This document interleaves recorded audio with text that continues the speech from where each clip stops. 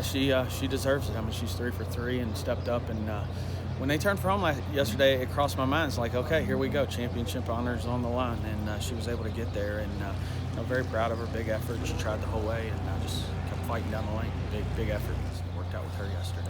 Do you think much about how far? I mean, you've been training a while, but just the last few years, and now you got your first Grade 1 winner yesterday.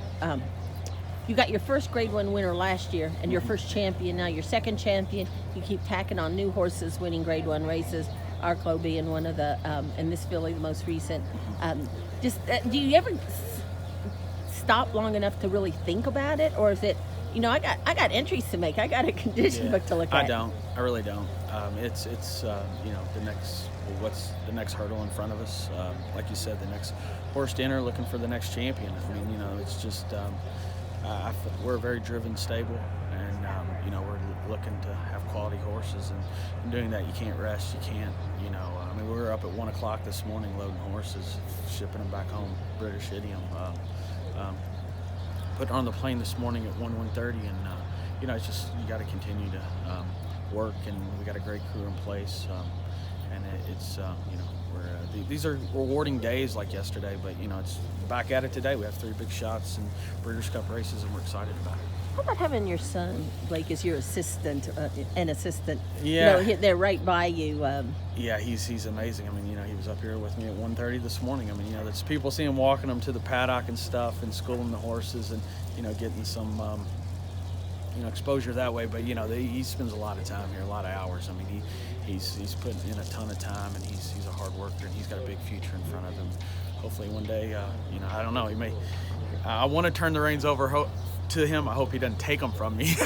So we'll see how things play out over the next 4 or 5 years. Talk about the comparisons between British Idiom and Monomoy Girl, including Liz Crow picked them both out. And not a lot of, and there's some common ownership too. Yeah, right? yeah, absolutely. It was Saul, Michael Dubb, Stuart Grant, Mike Caruso.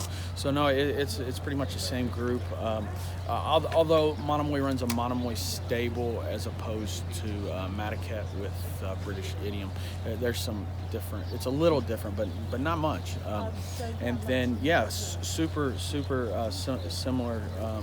As far as purchased by Liz Crow, different sales. One Monomoy was Keeneland, and British Idiom was Fasig-Tipton, October.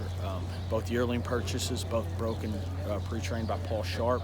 Both came to Keeneland early in the spring. Both then advanced over to Ellis Park. Pretty much got ready, both of them ready to run at Ellis Park. One, obviously one broke its maiden in Indiana, one in Saratoga, but. 2 amazing fillies. And Liz said, I made a comment back in March when we were visiting the group of yearlings at Paul Sharp that I said, that filly reminds me of Monomoy Girl. So it was kind of cool for her that she told me that a couple weeks ago. So it was cool that I feel like it's cool that I said that. I don't really remember exactly what made me make that comment. I think it was just her length and this, she had a nice shoulder on her and she had some length to her and she was chestnut, so same color. This is saying a lot, but she's actually done more after 3 races than Monomoy Girl. Yeah, no doubt. I mean, it was, Monomoy, she had kind of made it, said it several times, but she had some trouble with the gait. It's one reason we started her long and on the grass. Just she wasn't that fast away from there. This filly's been a little more precocious than Monomoy, actually. Of the mornings and stuff. We worked with an older horse right before we sent her to Saratoga, and she held her own, and we felt pretty confident when we sent British Idiom up to Saratoga for that race. So it worked out really well. And that was a sales race. I mean, it was, yeah. It was an auction. Yeah, it was restricted to horses that had started, sold or RNA'd for 45 or less at public auction, and she was purchased for 40, so she was eligible. And that's why she went up to Saratoga. Yeah, we felt pretty confident that she would show up, make a good account of herself, and she did. She didn't let us down. Now, when your people go by, are they looking just for the best athletes, whether they're colts or fillies, or do you ever think, hey, Liz, get me a colt like this, maybe? Well, it's funny you said that. We definitely had our best. I felt like our best year with buying colts out of September and October, the Keeneland and Fasig-Tipton sale. So, we're looking forward to next year with definitely purchased a lot of fillies again this year, and a lot of colts and a lot of expensive, nice, well-bodied, physical colts that, hopefully we have one for the juvenile colts and fillies, maybe turf and dirt next year.